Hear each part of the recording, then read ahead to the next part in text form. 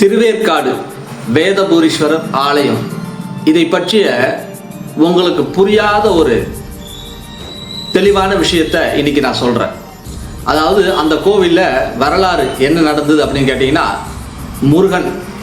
முருகப்பெருமான் தன் தந்தையிடம் கோபித்து கொண்டு வந்ததுடைய தோஷம் ஏற்பட்டதனால், அதாவது தாய் தந்தையை மதிக்க வேண்டும் இல்லையா, என்னதான் பிரச்சனையானாலும் தந்தையை மதிக்காதனால் ஏற்பட்ட தோஷத்தை தீர்ப்பதற்காக வேதபுரீஷாலயம் திருவேற்காடு பகுதியில் அமைந்துள்ள வேதபுரீஷாலயத்தில் நீர் எடுத்து அபிஷேகம் செய்து அந்த தோஷத்தை கழித்ததாக ஐதீகம்.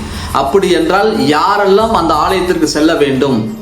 தந்தை மகனுக்கு ஏற்பட்ட தோஷத்தை தீர்க்கக்கூடிய ஆலயம் என்பதால் நமக்கு அந்த மாதிரி பிரச்சனைகள் இருந்தால் அவர்கள் அந்த ஆலயத்திற்கு சென்று வரும்போது அதற்கான கர்மா தீர்க்கக்கூடிய தெளிவுரை கிடைக்கும். இதை புரிந்து கொண்டு உங்கள் வாழ்க்கையில் மாற்றினால் அந்த தோஷம் கழிக்கப்படுகிறது. இதற்காக தான் ஒவ்வொரு ஆலயங்களும் ஒவ்வொரு தெளிவுகள் வரலாறுகள் அமைக்கப்பட்டது. அதை புரிந்து கொண்டு எங்கு செல்ல வேண்டும் என்பதை புரிந்து கொள்ளுங்கள். மகிழ்ச்சி, சந்தோஷம்.